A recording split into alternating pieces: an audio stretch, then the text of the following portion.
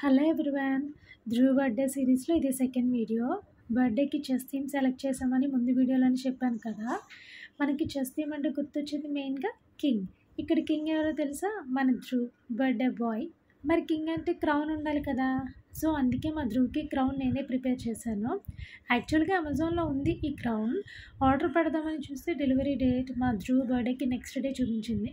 So ఇంక నేనే prepare చేసేద్దామని డిసైడ్ అయ్యాను. నేనే ప్రిపేర్ చేయడం మంచిదైంది, బికాస్ నాకు కాస్ట్ వేరియేషన్ కూడా చాలా ఎక్కువగా అనిపించింది. ఎలా అంటే నేను మెయిన్గా యూస్ చేసింది గోల్డ్ ఫోమ్ పేపర్, అది 15 రూపీస్.